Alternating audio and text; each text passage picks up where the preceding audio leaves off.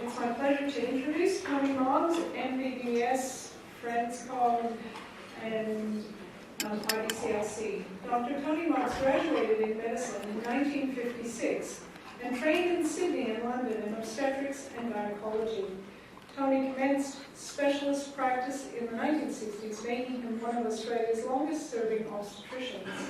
15 copies of the Womanly Art of Breastfeeding and 24-hour telephone support were provided to enhance the chances of successful breastfeeding. Tony found great satisfaction in supporting his wife, Dr. Elsie Moggs, in her academic research into imprinting in the 1980s and her later research into Latchman theory. Tony and Elsie are perhaps the only husband and wife team to have received IBCLC status. I'll just remind you that the session will be recorded. It's important we capture all the dialogue during the session, and so please speak questions into a microphone, which we have on here. It's important to end the session on time, and please silence all your cell phones, pages, etc. No photography or personal taking is allowed, and our speakers have to sign a declaration of industry support and will declare any support they receive. It is my great pleasure to welcome you, Dr. Tony Moggs.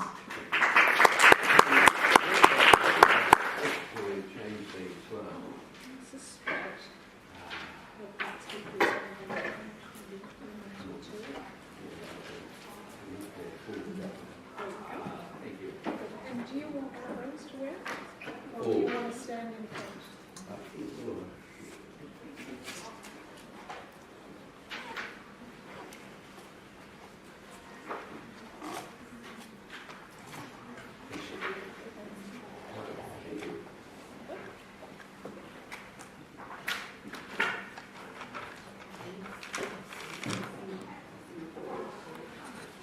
Good afternoon.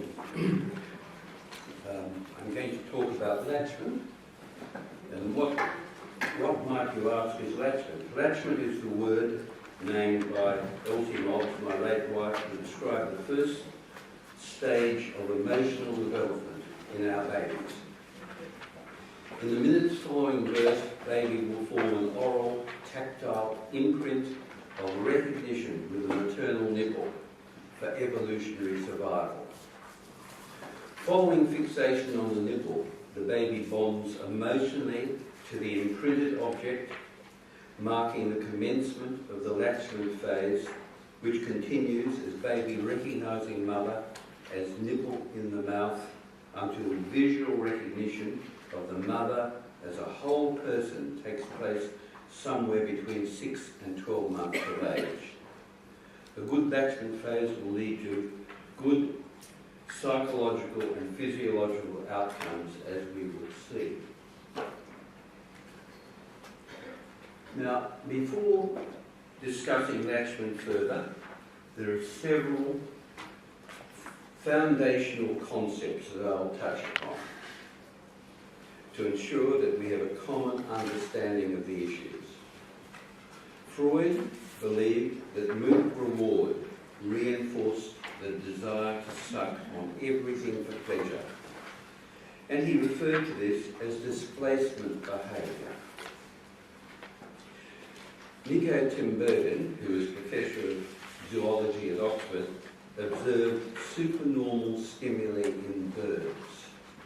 He noted that displacement occurs when a supernormal stimulus elicits a stronger response than the stimulus for which it evolved. See the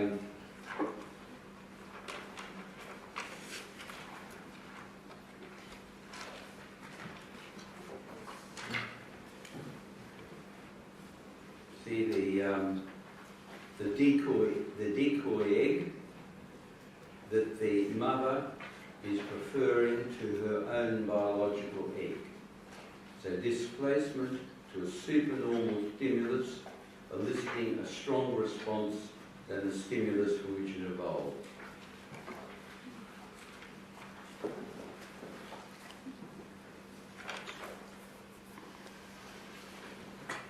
The concept of supernormal stimulus, the concepts are important because we constantly observe babies displaced from the mother's nipple to a decoy, such as a thumb or a dummy.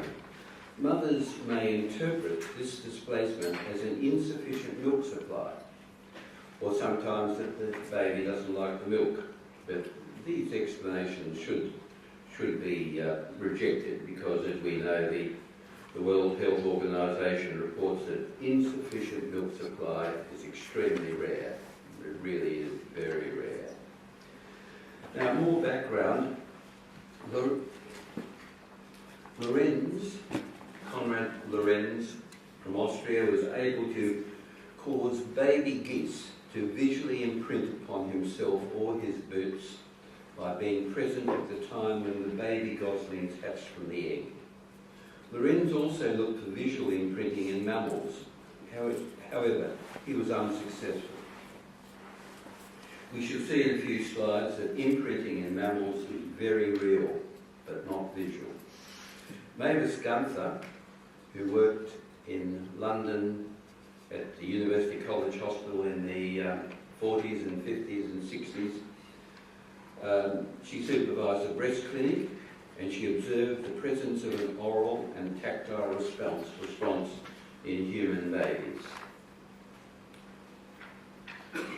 Bowlby, John Bowlby, the famous British psychiatrist, focused on the emotional development of babies after 6 months of age, when they can visually recognise the mother as a whole person. He named this the attachment phase. Bowlby's description of the attachment phase is a milestone in our understanding of human development. Bowlby noted the risks of disorganised attachment and the psychopathologies that may result.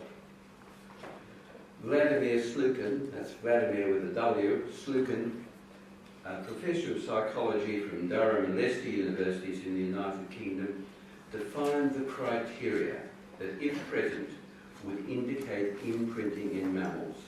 He looked for imprinting behaviour in humans, but was unable to recognise it. Elsie, who was completing her master's thesis at City University identifying human imprinting, flew to the United Kingdom, where she had arranged to discuss her findings with Professor Slukin, but he died about the time she got off the plane, unfortunately. Lepec, the French paediatrician, he cared for babies with esophageal atresia. He noted that sucking behaviour was equally as strong in these babies as it was in normal babies. This seemed contrary to Freud's contention that the baby was sucking for milk reward. Mobbs asked, why does a baby suck 1 digit out of 10 to the exclusion of all others and to the point of excoriation?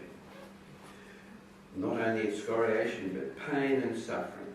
Are other mammals the same? She noted the great emotional distress when the imprinted object was not available, and this distress extended to one brand or shape of dummy over another, and sometimes even one breast nipple over the other. She noted that one teat preference extended across the mammalian spectrum, and concluded that the autonomous functioning of the human and other mammalian breasts supported imprinting as being part of a co-evolutionary process which included feedback inhibition of lactation.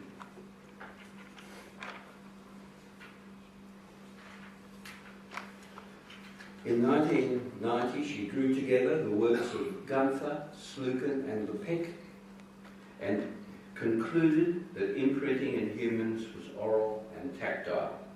She observed that imprinting was a one-teat preference across the mammalian spectrum, linking all mammal babies. Given that imprinting was likely to be a survival strategy, she looked for and observed that for an animal born in the wild with displacement from the nipple, that survival was unlikely without human intervention. She then drew upon the work of Freud and Tinbergen and noted that displacement would occur with maternal fixation. Displacement occurs when the nipple is denied, when the nipple is temporarily unavailable. Car trip to the shops and a few traffic jams may well displace the nipple if you have a 2 or 3 week old baby with you. And when the mother elects to allow a decoy to be used, such as a thumb or dummy as a comforter. Displacement.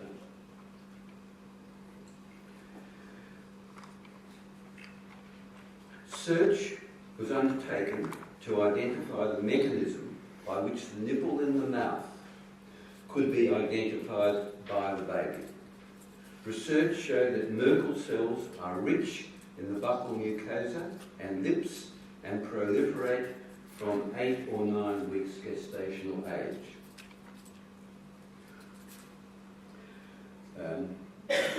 Merkel did his initial discoveries, I think, around about 1860, and Merkel cells have captivated the interest of research workers for many years. But more recently, Lumpkin, I think Lumpkin's worked in Texas, I think she works, reported that Merkel cells' mechanoreceptor ability to detect edges and curvatures and distinguish 2 points of relief close together.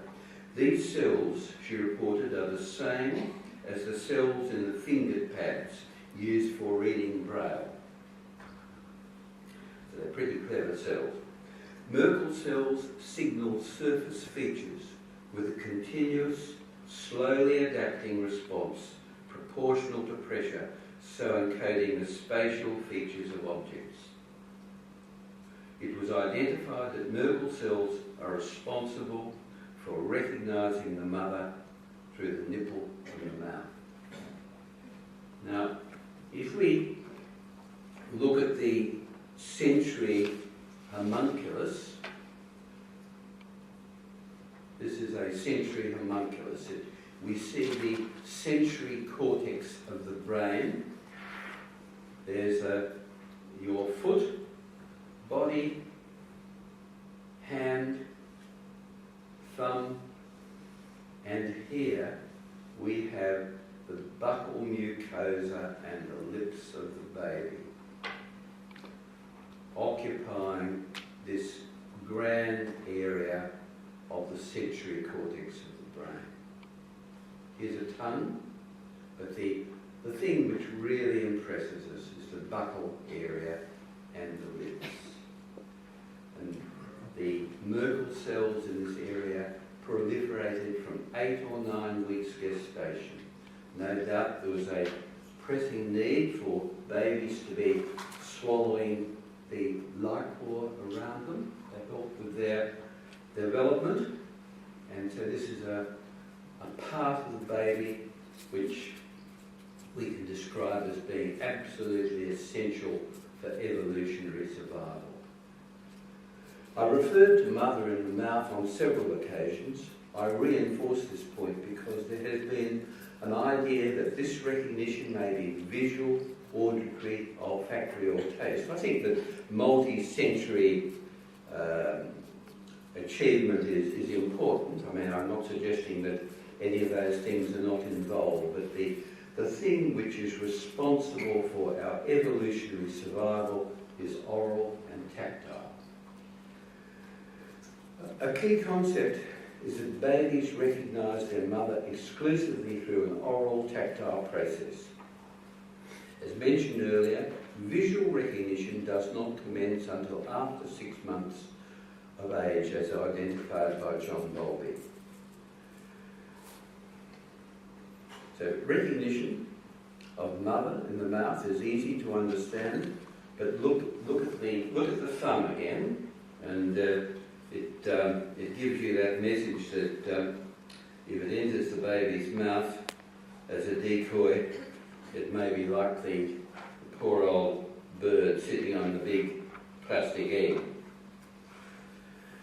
Now, here we see darling Arthur Paddymelon.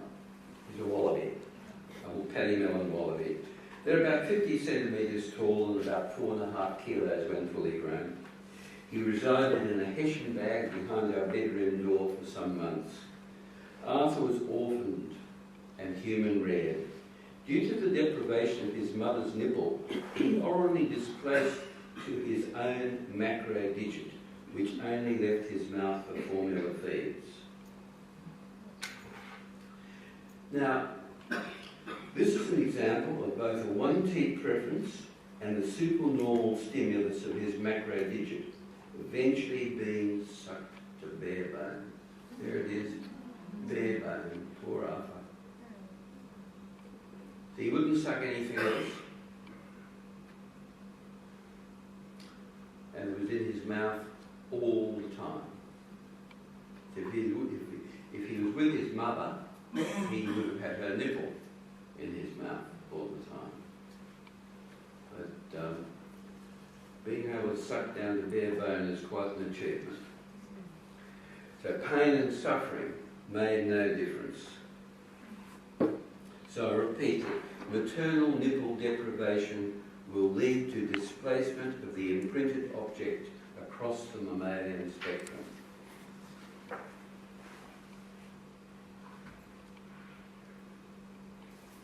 Now, what is Latchment? Up to this point, we've considered the discovery of human imprinting. We now turn our attention to the next phase of research, which centred on the emotional development in the first 6 months of life.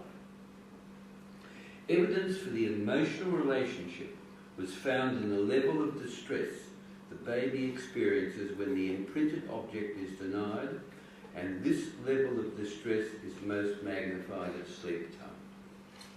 The newborn's first emotional relationship is formed through the behaviour of sucking, which commences minutes after birth. Research into oxytocin has escalated significantly in the past decades and has been reported in the media as the love hormone. It is an evolutionary hormone, oxytocin, dating back certainly to 400 million years, but possibly 700 million years. Oxytocin dates back to mollusk-like creatures, and it's of vital importance in the parent-infant relationship, and we'll give it further mention as we go on. I always think it's interesting to think of even a unicellular organism being, if you had a stretch of water where it was too hot down one end and too cold down the other, and like Goldilocks just right in the centre, and if you put these unicellular organisms down one end, the hot end, and then the cold end, they'd all migrate to the nice, warmish part in the middle. And I'm sure that there was an oxytocin-like substance present to help them with this identification. Now, what's next? We're going to look at a timeline to further understand the stages of emotional development. As previously discussed, imprinting occurs in the minutes following birth. Here we have imprinting in the minutes following birth. It's an oral, tactile fixation. It's followed by the emotional bond to the orally imprinted object, which we call latchment. You might notice that latchment may be replaced by attachment as early as 6 months, or sometimes as late as 12 months. And I think that before I speak further about that, I should say to you, the imprinting time, we don't know how long it takes for a baby to imprint make the oral tactile fixation on the nipple. It might take 10 minutes, it might take all day. So it's removing the baby during this period is likely to have deeply adverse consequences, as we will see. Now, I'll briefly mention horses at this stage. Horses these days tend to give birth in stables, with often a veterinary surgeon present and an equine midwife. Now, when the foal is born, it gets up on its feet very quickly, and it's able to recognise a stimulus feature. Now, in the foal, it's geared to recognise a stimulus feature which doesn't have any hair around it. And so if you're in a stable and there's a doorknob, you'll find that the foal will go as quickly as it can and latch onto the doorknob. Now, so you have an equine midwife present to help direct it in the right direction to the correct stimulus feature. But I think so most horses give birth down in the back paddock where there aren't any decoys around, and you can see why. If the poor old foal latches onto the doorknob, it won't get any colostrum. If foals don't get colostrum, they don't survive. So we've got a very important point of evolutionary survival. Now,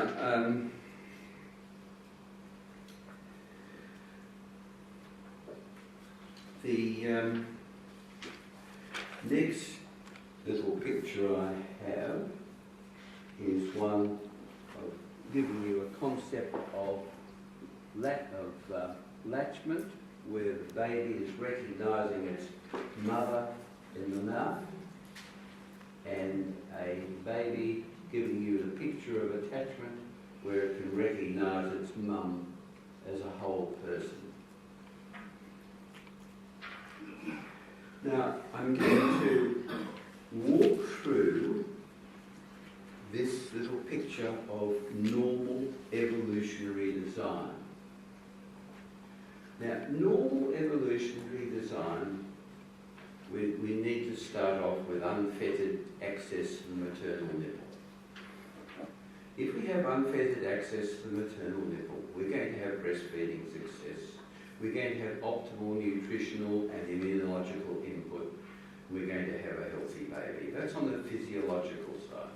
Now, what about on the psychological side? If we've got unfettered access to the nipple, we're going to end up with appropriate latch to the nipple, and that's going to, hopefully, of course, that's associated with skin to skin, and we're going to have optimal oxytocin release from baby and from mum. Now, if the baby, the well-latched baby with optimal oxytocin release is going to blend in to the emotional stage of recognition of the nipple as mother in the mouth, which we call latchment behaviour. And mother, if she's getting good oxytocin release, she's going to show good nurturing behaviour. And good latchment behaviour leads to good attachment behaviour.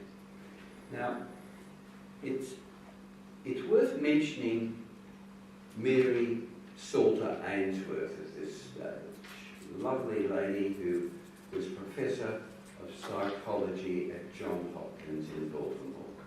She spent a year or so in Uganda and observing mothers and babies, and she also spent time with mothers in Baltimore, observing their baby care. And she reported something very important to us, and that it's not only the sensitive care of your baby. In other words, if your baby cries, what do you do? Hopefully you'll pick it up immediately. Now, Mary Ainsworth showed that if you did pick up your baby immediately, you got far, far better results than if you waited. So it's not so much the sensitive recognition of your baby's needs, but it's the quick response to your baby's needs. And how I come to terms with that is I think of evolutionary survival. If you don't go to your baby the moment it cries, well, a dingo might take it away from you, or a lion. So it's a matter of evolution. Evolution crops up all the time, obviously. Now, so I like Mary Ann's work immensely, and this is the sort of message which we mustn't forget. Now, so good attachment behaviour, good nurturing behaviour, we get good pair bonding. And I think every mum wants to be benefited by good pair bonding. Having a harmonious relationship with your baby is better than having one where you've got a cranky baby. And this is about the best way of getting on with the job. Now, let's look at our next little slide, which is to do with departure from our evolutionary design. Here we are, here we've departed. We have maternal nipple deprivation. And on the psychological side, with maternal nipple deprivation, breastfeeding failure is highly likely, or at best we can have token breastfeeding. I'm sure you all know what token breastfeeding is. But breastfeeding failure leads to formula feeding. Formula feeding leads to nutritional and immunological deficits. And some of the, I'll just mention a few of the deficits. There's dental malocclusion, speech defects, stereotypical behaviour, reduced IQ potential, emotional deficits, self-sucking into adulthood, poor regulation of oxytocin and depression in adult life. And if we look up the WAVA website, we can get the 21 problems associated with formula feeding. The WAVA website reports, to summarise it reports that formula feeding causes morbidity on an unprecedented scale. Formula feeding should be recognised as more detrimental than smoking. This is not on the WAVA website, this is me. more detrimental than smoking because it causes physiological and psychological injury from such an early age. Perhaps we need a government tax on formula to pay for the broad range of medical and social interventions required by its use. It would indeed be a tax to make us richer. So here we are. What else can we tell you? We can continue on with this slide. On the psychological side, with maternal nipple deprivation, we get latched to a decoy. That's sort of Freudian displacement, latched to a decoy, because Freud used to think if you'd get milk pleasure off everything. I don't think you'll get much milk pleasure off a dummy. But however, with latched to a decoy, you're going to get oxytocin deficit in baby and oxytocin deficit in mother. Now, if you have oxytocin deficit in mother, you've got a risk of maternal neglect. Now, hopefully you're all familiar with Lane Strathern's paper from Brisbane. Lane Strathern carried out a 15-year cohort study on 7,000 mother-infant pairs. He found non-breastfeeding mothers were almost 4 times more likely to abuse their children by physical or emotional neglect compared with mothers who breastfed for more than 4 months. It's a pretty powerful message. Now, Looking further on, with oxytocin deficit in baby and mother in the mouth being a bit of plastic or a body part, we have a risk of Latchman pathology. In other words, mother in the mouth is a bit of plastic. Now, if we have Latchman pathology, we have links to autism spectrum disorder. Links to autism spectrum disorder. And with Latchman pathology, we've got risks of attachment pathology. And it's interesting to note that people like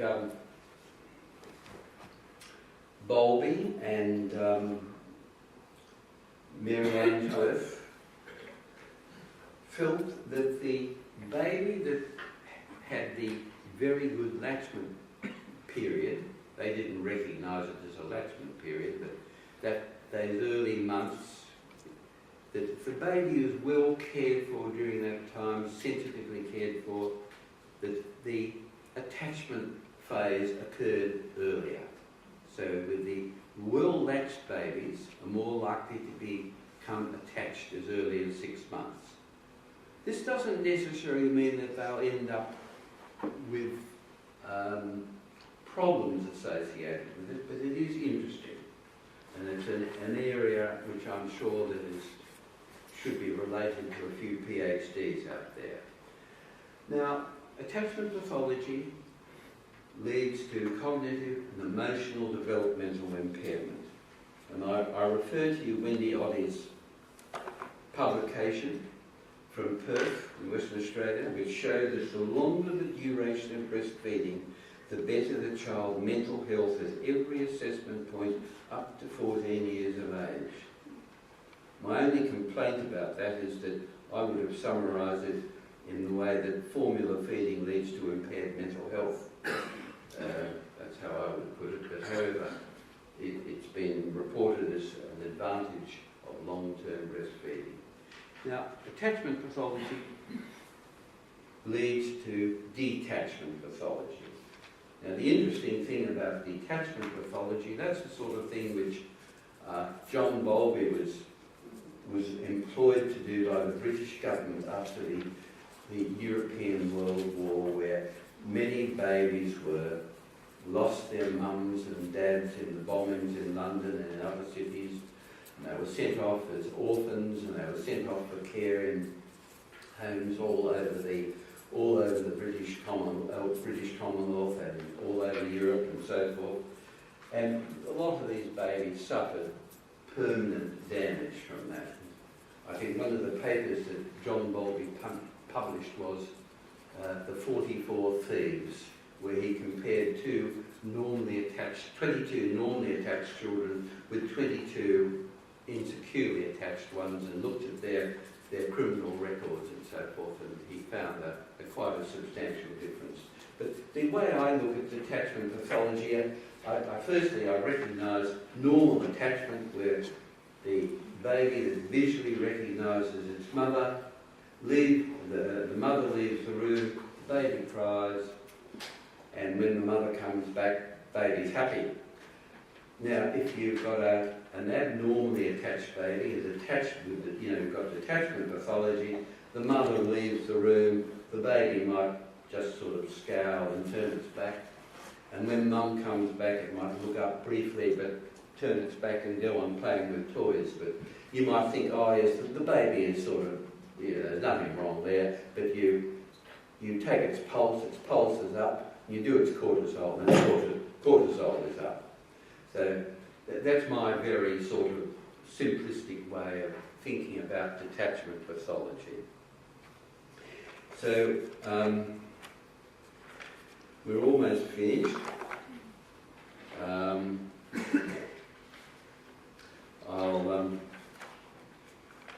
I think I'll summarise, and now summary. Latchman is the first stage of emotional development. It is the stage where the imprinted object is recognised emotionally by the baby, nipple in the mouth. And we saw the large amount of the cerebral cortex where there is sensory input from the buccal cavity of the baby.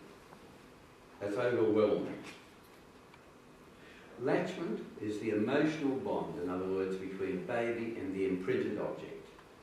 Latchment is in the first 6 months or so. It might be longer than 6 months, but it would really be less than 6 months. Good latchment leads to optimal mental and emotional development, secure attachment, pair bonding, best outcomes for child and mother. Thank you. We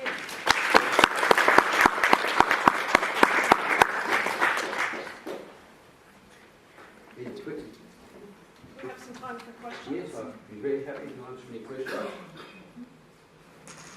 Do we have Larry Noble from New York, from the United States. Would you like to comment on the fact that we know that infants, orphans... I'm sorry. Would you like to comment on the fact that we know that infants often suck on parts of their bodies in utero? Fetuses will suck. I'm sorry, I couldn't catch on to what you're saying. Congratulations on a wonderful presentation. Thank you. Would you like to comment on the fact that we know that fetuses often suck on parts of their bodies in utero, and we know it lasts for a while because they have sucking blisters. That's right. That's absolutely right. Yeah. So it's not just the moment of birth that it starts. It probably starts way earlier than that. Absolutely right. But I mentioned that we have the Merkel cells developing at 8-9 weeks gestation, and we know that from ultrasound, the countless number of mothers who say, "Oh yes, I saw my baby sucking its thumb." Someone that I think it's usually they only suck the one thumb, so I think that they suck on everywhere. Their hand. Yes, but the one baby won't suck everywhere. If it's going to suck on its right thumb, as far as I understand from ultrasound research, it should stay on that. I know we have babies sucking. Right, exactly. But I think the baby that sucks there will continue to suck there. I think the one teat preference starts right back then. And which is very interesting. And as we know, these babies sometimes have terrible problems getting them to latch on nicely for us. Takes a bit of extra time. And that's why the baby has to stay skin to skin in bed with the mother until it's, because you can, babies where you have displacement, you can get them back onto the real thing if you dig your heels in. I'll take this one to the audience.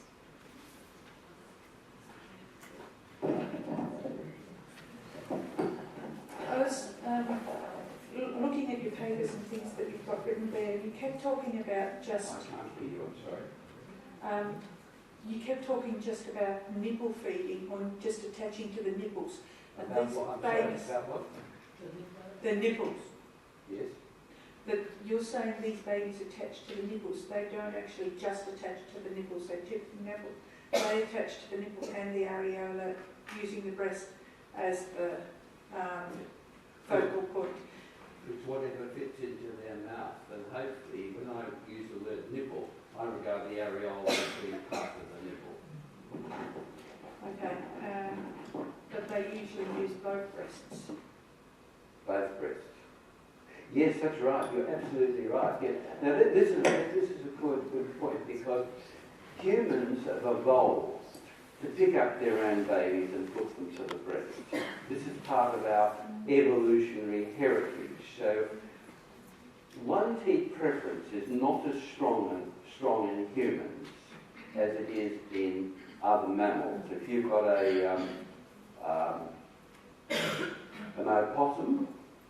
Are you American? No, Australian. Well, I don't even know what an opossum is. all right, well, we'll use a marsupial mouse then. Marsupial mouse might have 8 babies, she might deliver 12 babies, and she's got 8 nipples, and each baby goes to the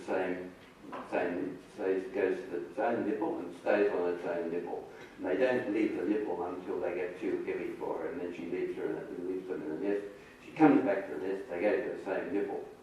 So the one-teat preference is a matter of a survival strategy in all our mammals, but not so in humans, because, as you know, I mean, we've got brains and we can work out what to do about it. But certainly the imprint in humans is something which is not as strong as it is